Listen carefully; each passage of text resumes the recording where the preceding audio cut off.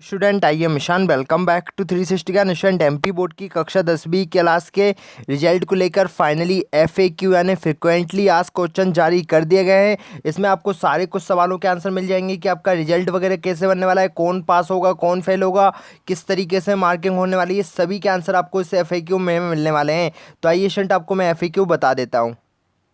तो यहाँ पर स्टूडेंट आप देख सकते हैं मैंने एफएक्यू ओपन कर लिया है। यहाँ पर देख सकते हैं इसमें कहा गया है कि हाई स्कूल परीक्षा वर्ष 2021 के परीक्षा परिणाम के संबंध में समान प्रश्न।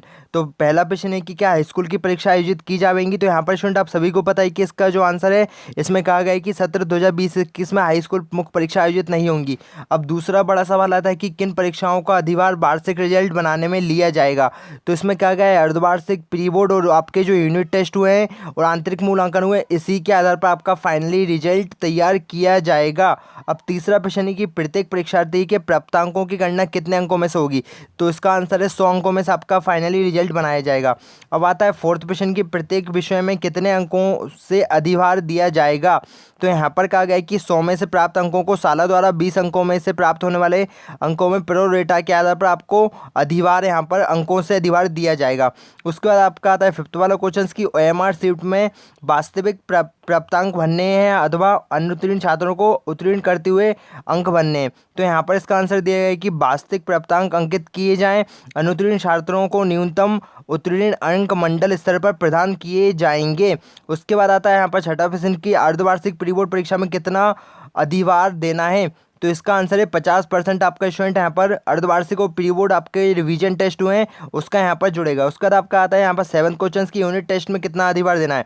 तो इसका 30% आपका, अगर आपके स्कूल में टेस्ट वगैरह हुए हैं तो उसका 30% जुड़ेगा।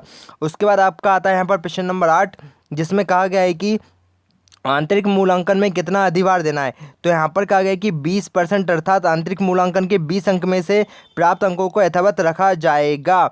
उसके बाद यहाँ पर आप समझ गए होंगे कि आपको 20 नंबर किस तरीके से मिलने आंतरिक मूल्यांकन के आपके। उसके बाद आपका आता है नवा क्वेश्चन की किस विषय में कुल 100 में से 80 अंक प्राप्त हुए हैं तो एमआर सीट में कितने अंक भरे जाएंगे। तो उसका यहाँ पर आंसर है कि 100 में से प्राप्त अंक हो गए यहाँ पर 30, तो यहाँ पर 1 में से प्राप्त अंक हो गए 80/100 अतः 20 में प्राप्त अंक हो गए आपके 80/100 इंटू 120। तो यहाँ पर इस तरीके से 16 अंक भरे जाएंगे। इस पर स्टूडेंट मैंने आपको पहले भी वीडियो बना दी है कि आपका फाइनली किस तरीके से आपको कैलकुलेशन होना है, तो इसकी वीडियो मैंने बना दी, आप उसको देख लीजिए। अब आता है आपका प्रश्न नंबर 10 कि विज्ञान एवं एनएसक्यूएफ के प्रायोगिक अंक कैसे भरे जाएंगे। तो यहाँ पर कहा गया है कि प्रायोगिक अंक परीक्षार्थियों के वार्षिक प्रदर्शन के आधार पर ओएमआर में अंक प्रदान किए जाएंगे। प्रायोगिक अंक पृथक से ओएमआर में नहीं भरे जाएंगे, कुल अंकों के आधार पर ओएमआर भरी जानी है। अब आता है हमारा अगला प्रश्न है प्रश्न नंबर 11 जिसमें पूछा गया है कि अर्धवार्षिक परीक्षा प्री बोर्ड यूनिट टेस्ट एवं आंतरिक मूल्यांकन के मूल अभिलेख संस्था या समन्वय संस्था में रखना है। मूल अभिलेख स्वयं की संस्था में सील्ड कर रखना है। तो यहाँ पर स्टूडेंट देखिए जो आपके मूल मतलब जो ओरिजिनल डॉक्यूमेंट वगैरह होंगे आपके रिजल्ट से संबंधित, इनको अभी आपके स्कूल में ही यहाँ पर रखना होगा। उसके बाद यहाँ पर आता है कि बेंचमार्क क्या है। तो यहाँ पर कहा गया है बेंचमार्क क्या होता है। तो उसका आंसर दिया गया है कि विगत 3 वर्षों में से सर्वश्रेष्ठ औसत अंक साला के बेंचमार्क होंगे। मतलब आपका 3 साल का स्कूल का जो भी रिजल्ट रहा है उसमें से आपका जो भी जिस भी साल बेस्ट होगा वही आपका बेंचमार्क आपका होगा स्कूल का। तो यहाँ पर अब आता है अगला प्रश्न है प्रश्न नंबर 13। तो उसमें पूछा गया है कि वर्ष 2021 का अधिकतम परीक्षा परिणाम तथा होगा क्या होगा। तो इसका आंसर दिया गया है कि विगत 3 वर्षों के औसत अंकों के सर्वश्रेष्ठ से 2% से ज़्यादा नहीं होगा। मतलब मान लीजिए आपका पिछले 3 साल में रिजल्ट आपका 70% बना है तो स्टूडेंट आपका इस साल रिजल्ट 72% से ज़्यादा नहीं हो सकता है। अगर इससे ज़्यादा होता है तो बोर्ड कहीं ना कहीं स्कूल पर कार्रवाई कर सकता है, या तो 2% कम या तो 2% ज़्यादा, इससे ज़्यादा नहीं होना चाहिए। अब आता है प्रश्न नंबर 14 कि यदि 3 वर्षों का औसत अंक 72% है तो इस वर्ष साला का अधिकतम औसत कितना होगा। तो यहाँ पर स्टूडेंट देख सकते हैं मैंने अभी आपको समझाया था 74% तक होगा। अब प्रश्न नंबर 15 यदि किसी साला में 3 वर्ष के औसत अंक उपलब्ध नहीं है या नवीन उन्नयन साला है तब औसत अंक कैसे निकालेंगे। तो ऐसे में आंसर दिया गया है कि ऐसी स्थिति में विगत 3 वर्षों के सर्वश्रेष्ठ प्रदेश औसत अंकों को उस साला का बेंचमार्क माना जाएगा। संस्था के एमपी ऑनलाइन लॉगिन में प्रदेश औसत अंक उपलब्ध है। मतलब स्टूडेंट कोई स्कूल यहाँ पर नया शुरू हुआ है, मतलब 1 साल ही हुआ है स्कूल को यहाँ पर मान्यता प्राप्त हुए, तो यहाँ पर उनका जो रिजल्ट बनेगा जो प्रदेश का सर्वश्रेष्ठ औसत अंक होगा उसको यहाँ पर उस साला का बेंचमार्क माना जाएगा और उसी के आधार पर उसका रिजल्ट कैलकुलेट किया जाएगा। अब आता है प्रश्न नंबर 16 तो इसमें पूछा गया है कि साला के वर्तमान सत्र में बेंचमार्क अंकों की गणना किस प्रकार की जाएगी। तो इसका आंसर दिया गया है कि साला के छात्रों द्वारा प्राप्त वास्तविक अंकों के योग के आधार पर की जाएगी। उसके बाद आता है प्रश्न नंबर 17 की अनुपस्थित छात्रों के अंक कितने दिए जाएंगे। तो यहाँ पर जो भी स्टूडेंट अपसेंट थे किसी भी पेपर में, प्री बोर्ड या रिवीजन टेस्ट है, उनके जो भी एग्जाम्स हुए हैं उनमें अगर अनुपस्थित थे तो उनको यहाँ पर 0 अंक दिए जाएंगे। उसके बाद आता है यहाँ पर प्रश्न नंबर 18 औसत अंक साला को कैसे प्राप्त होंगे। साला के एमपी ऑनलाइन लॉगिन में उपलब्ध कराए गए हैं। तो यहाँ पर सभी प्राइवेट या जो भी गवर्नमेंट स्कूल हैं उनके यहाँ पर औसत अंक एमपी ऑनलाइन पर उपलब्ध करा दिए गए हैं। उसके बाद आता है प्रश्न नंबर 19वां पास अंकित छात्रों के कितने अंक मान्य किए जाएंगे। तो यहाँ पर 33 अंक मान्य किए जाएंगे। 33 से अगर कम आते हैं तो स्टूडेंट को फेल कर दिया जाएगा। अब हम चलते हैं प्रश्न नंबर 20 की। तो यहाँ पर प्रश्न नंबर 20 में है कि यदि संस्था में 92 छात्र हों, समस्त छात्रों के अंकों का केवल योग 3467 है तो औसत अंक कितने होंगे। तो औसत अंक के लिए यहाँ पर स्टूडेंट देख सकते हैं, सिंपल जो भी स्टूडेंट के टोटल अंक हैं वह और जितने स्टूडेंट हैं उनका यहाँ पर डिवाइड करके यहाँ पर साला का औसत अंक यहाँ पर निकाले गए हैं 331.16। तो यहाँ पर इसका कितने प्रतिशत निकाल लिया जाएगा। यहाँ पर देखिए किस तरीके से 92 इंटू 600, यहाँ पर इसको जो आपका सभी स्टूडेंट का जो यहाँ पर अंक है उनको यहाँ पर डिवाइड कर देंगे तो आपका साला का जो प्रतिशत होगा 55.99% आपका साला का रिजल्ट रहेगा। अब आता है प्रश्न नंबर 22 मंडल द्वारा किसी साल के परिणाम का मॉडरेशन कब किया जाएगा। तो अभी स्टूडेंट मॉडरेशन का मतलब आपको थोड़ा सा समझा था। मॉडरेशन मतलब होता है कि सभी स्कूलों का इक्वलाइज करना, तो इसी को मॉडरेशन पॉलिसी कहते हैं। अब यहाँ पर आंसर दिया गया है कि विगत 3 वर्ष के सर्वश्रेष्ठ औसत से 2% अधिक होने पर। मतलब स्टूडेंट देखिए इसका मतलब मैं समझाता हूँ। मान लीजिए आपका यहाँ पर स्कूल का रिजल्ट यहाँ पर 74% बना दिया और जबकि आदेश के अनुसार क्या गया है कि 2% से अधिक नहीं होना चाहिए, मतलब 72% से ज़्यादा नहीं होना चाहिए। अगर स्कूल ने रिजल्ट 74 बना दिया तो उस कंडीशन में यहाँ पर मॉडरेशन स्कूल यहाँ पर मंडल द्वारा मॉडरेशन पॉलिसी यहाँ पर अपनाई जाएगी। तो उस स्कूल का मॉडरेशन के हिसाब से मार्क्स यहाँ पर दिए जाएंगे। अब आता है प्रश्न नंबर 23वां मंडल द्वारा कब मॉडरेशन नहीं किया जाएगा। सर्वश्रेष्ठ औसत से कम अंक प्रदान करने पर। मतलब मान लीजिए आपके स्कूल का रिजल्ट पिछले 3 सालों में 70% के आसपास आपका हाईएस्ट रहा है, अगर यहाँ पर स्कूल ने 68% बना दिए इस साल बनाए तो यहाँ पर इस कंडीशन में मॉडरेशन यहाँ पर इम्प्लीमेंट नहीं होगा। अब आता है कि अगला सवाल मंडल द्वारा मॉडरेशन में समानुपातिक कटौती करने का क्रम क्या होगा। अंक कटौती हेतु क्रमशः है तृतीय भाषा, प्रथम भाषा, द्वितीय भाषा, सामाजिक विज्ञान, गणित रहेगा। तो स्टूडेंट इस हिसाब से आपकी मॉडरेशन पॉलिसी यहाँ पर इम्प्लीमेंट होगी इन सभी सब्जेक्ट पर। अब आता है प्रश्न नंबर 25 जो छात्र अनुत्तीर्ण होना है क्या उन्हें साला स्तर पर उत्तीर्ण करके हुए अंक प्रेक्षित किए जाना है। मतलब जो स्टूडेंट फेल हो रहे हैं क्या उनको साला स्तर पर पास किया जा सकता है, नहीं किया जा सकता। तो स्टूडेंट देखिए इसका यहाँ पर क्लियर आंसर दिया गया है कि जी नहीं, साला द्वारा छात्रों के वास्तविक प्राप्तांक प्रेषित किए जाएंगे। मतलब यहाँ पर क्लियर कर दिया गया है कि जो भी स्टूडेंट फेल हो रहे हैं उनको पास नहीं करना, उनके जो भी नंबर आए, मतलब मान लीजिए 15 नंबर आए तो आपको 15 नंबर ही यहाँ पर शो करना होंगे। उसके बाद यहाँ पर आता है प्रश्न नंबर 26 अनुत्तीर्ण होने वाले पर परीक्षार्थी को कितने न्यूनतम अंक प्रदान कर उत्तीर्ण करना है। मैक्सिमम यहाँ पर 33% न्यूनतम उत्तीर्ण अंक देकर यहाँ पर जो भी स्टूडेंट फेल हो रहे हैं उनको यहाँ पर पास करना है। तो स्टूडेंट क्लियर सी बात है कि कोई भी स्टूडेंट यहाँ पर इस साल फेल नहीं होने वाला है, क्योंकि देखिए यहाँ पर क्लियर कहा गया है कि आपको साला द्वारा यहाँ पर कोई भी अंक नहीं दिए जाएंगे, उनके जो रियल मार्क्स हैं वही शो करे जाएंगे। मतलब मान लीजिए किसी स्टूडेंट के 15 नंबर आते हैं तो उसको 15 नंबर ही दिए जाएंगे, पर यहाँ पर जब मंडल के पास है मार्क्स पहुँचेंगे तो मंडल उसको पास कर देगा 33 नंबर देकर। अब बात आए प्रश्न नंबर 27वां कि अनुत्तीर्ण कौन सा परीक्षार्थी होगा। मतलब कौन से विद्यार्थी फेल होने वाले हैं, जैसा कि आपने मेरे थंबनेल में देखा होगा। तो यहाँ पर कहा गया है कि समस्त विषयों में अनुपस्थित रहने वाले परीक्षार्थी। मतलब मान लीजिए स्टूडेंट आपने ना रिवीजन टेस्ट दिए हैं, ना आपके हाफ ईयरली एग्जाम्स हुए थे उनको दिया है, ना ही आपने आपके स्कूल में कोई यूनिट टेस्ट वगैरह आपकी कोई भी परीक्षा हुई आपने किसी को नहीं दिया है, तो उस कंडीशन में स्टूडेंट आपको फेल कर दिया जाएगा। मतलब आपको यहाँ पर पास नहीं किया जाएगा, आपको डायरेक्ट सभी सब्जेक्ट में फेल कर दिया जाएगा।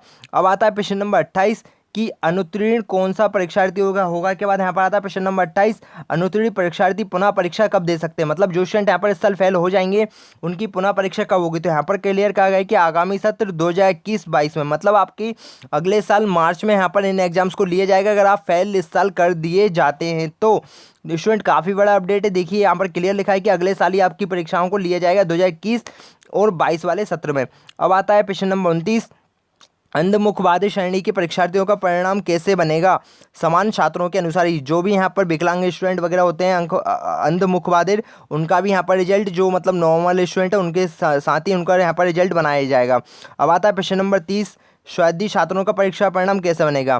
तो यहाँ पर जो प्राइवेट स्टूडेंट है उनका यहाँ पर कहा गया है कि न्यूनतम उत्तीर्ण 33 अंक अंकित करते हुए अंक सूची जारी की जाएंगी। तो यहाँ पर मतलब जो भी प्राइवेट स्टूडेंट है उनको यहाँ पर ओनली 33 नंबर दे दिए जाएंगे।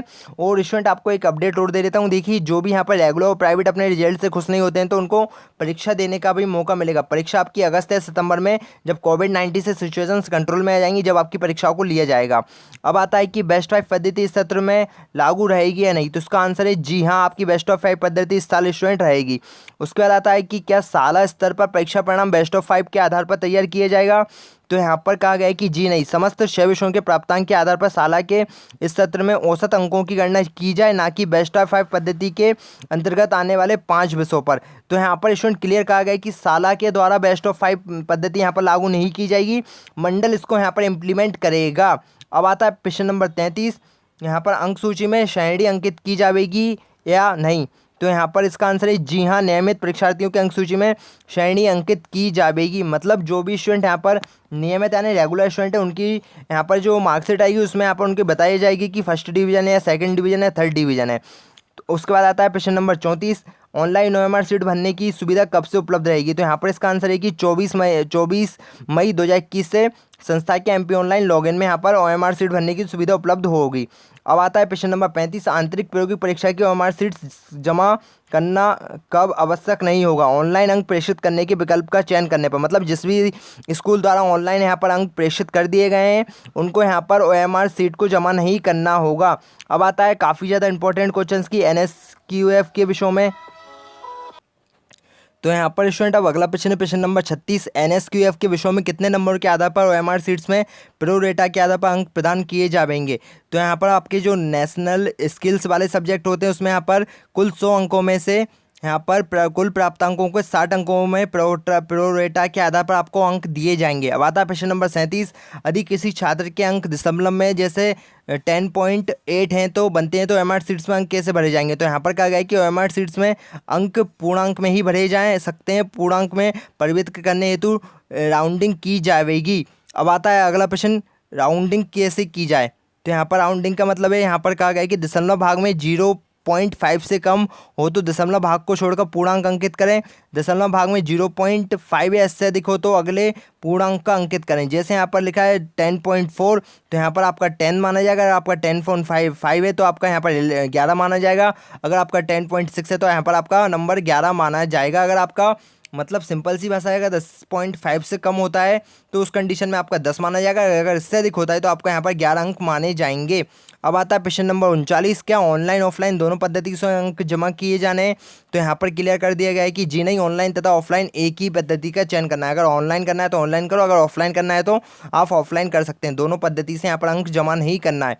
अब आता है प्रश्न नंबर 40, क्या कुछ छात्रों के अंक ऑनलाइन तथा कुछ छात्रों के अंक ऑफलाइन जमा किए जा सकते हैं? तो इस पर क्लियर कहा गया है कि जी नहीं, संस्था के संपूर्ण अंक एक ही पद्धति से जमा होंगे। अब आता है प्रश्न नंबर 41, NSQF में 100 में से किसी परीक्षार्थी को 80 अंक सैद्धांतिक और प्रायोगिक के प्राप्त हुए तब OMR सीट में कितने अंक प्रोरेटा के आधार पर अंकित किए जाएंगे? तो यहाँ पर इसका आंसर है 48 अंक यहाँ पर दिए जाएंगे। मतलब यहाँ पर स्टूडेंट यहाँ पर इसका 20% यहाँ पर आपका मतलब 60% निकाला गया है, उसके आधार पर आपको 48 अंक मिल जाएंगे। अब आता है यहाँ पर इसका 42वां प्रश्न की जिले की समन्वय संस्था में OMR सीट्स मैनुअल ऑनलाइन जमा करने की नवीन संशोधित तिथियाँ क्या निर्धारित है? 10 जून यहाँ पर स्टूडेंट लास्ट डेट है, आपको मैंने बता दिया था अपनी पिछली वीडियो में भी।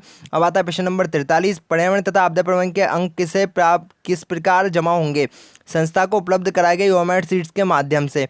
अब आता है प्रश्न नंबर 44, क्या इस वर्ष पूरक परीक्षा आयोजित की जाएगी? तो यहाँ पर इसका आंसर है स्टूडेंट जी नहीं, इस बार आपकी सप्लीमेंट्री परीक्षाएं नहीं होने वाली हैं। काफ़ी बड़ा अपडेट है स्टूडेंट, देखिए आपकी सप्लीमेंट्री परीक्षाएं नहीं होंगी क्योंकि कोई भी स्टूडेंट यहाँ पर मतलब फेल नहीं होने वाला है। 1 या 2 सब्जेक्ट में अगर कोई स्टूडेंट फेल होता है तो वे सभी सब्जेक्ट में हो जाएगा और उसकी जो परीक्षा होंगी वे अगले साल ली जाएंगी, इस बार आपकी सप्लीमेंट्री परीक्षाओं को नहीं लिया जाएगा। अब आता है 45वां प्रश्न, क्या इस वर्ष परिणाम सूची जारी की जाएगी या नहीं? तो यहाँ पर स्टूडेंट इस साल आपकी मेरिट लिस्ट भी जारी नहीं होने वाली है। विज्ञान विषय के स्वायत्त छात्रों के OMR सीट्स भरी जानी है अथवा नहीं, तो इस पर आंसर है कि जी नहीं भरी जानी है। उसका रहता है आपका लास्ट क्वेश्चन की शासकीय शालाओं में यूनिट टेस्ट नहीं हुए हैं बल्कि रिवीजन टेस्ट हुए हैं, क्या उसे ही यूनिट टेस्ट माना जावे? तो यहाँ पर क्लियर कर दिया गया है जी हाँ। तो स्टूडेंट देखिए, सारा कुछ मैंने आपको सवालों के आंसर दे दिए हैं। आपका जो रिवीजन टेस्ट हुआ है उसी को आपका यूनिट टेस्ट माना जाएगा। और आपको पता है कि आपके रिवीजन टेस्ट यहाँ पर ओपन पद्धति से तो आप तो आपके तो उसको ही आपको यूनिट टेस्ट माना जाएगा।